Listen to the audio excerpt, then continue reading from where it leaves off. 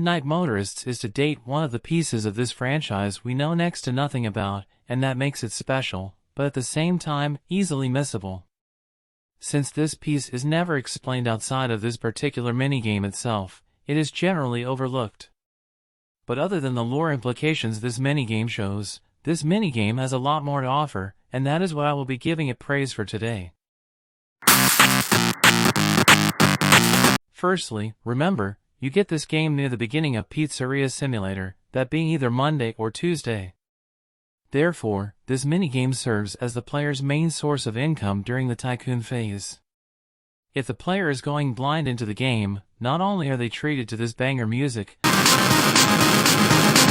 but also given the adrenaline boost of just passing through all the slow cars, the player is to return to this minigame over and over despite having a sufficient money source. During this time, to test their mastery, the player may go near the other side, to notice only that there is a hole on the map. The player may be intrigued, but may also think that it is just a bug or glitch. The next time, the player would touch the hole, and get treated to this.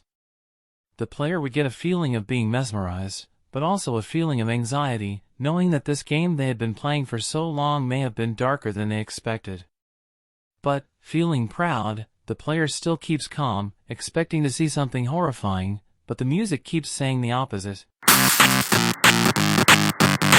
Also, just a small note, but this music right here is the closest you can come to a Purple Guy theme song, and I for one have to say, he may have had good taste in music, but not when it comes to killing kids. Either way, back here. The player probably won't notice the grave the first time, but what they will notice is juniors. Juniors would give the player more of a feel of world if anything.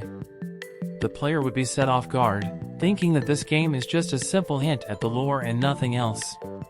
Then, they go in their car and go down. They find a house, are mesmerized, and go in, just to be treated to this. No more music. The player knows something is up. The character goes in. A person sitting in chair talks to him, and then you see the true colors of whom you have been playing for this whole time. An abusive and drunk father. The player sees in horror, if not a bit surprised, by the attitude of whom they have been playing as, have been having fun as, for so long. The player realizes that the game they've been playing, the way they've been overtaking cars, it's really been happening, and they've been enjoying it, just like the drunk and abusive father. They realize that not only have they been playing as this addicted man, they have become this addicted man. It gives them a sense of guilt, and leaves a huge impact on them without even mentioning the fact that they've been doing this. If you check playthroughs, you would find that only really lore-oriented players have gone back to this game after that.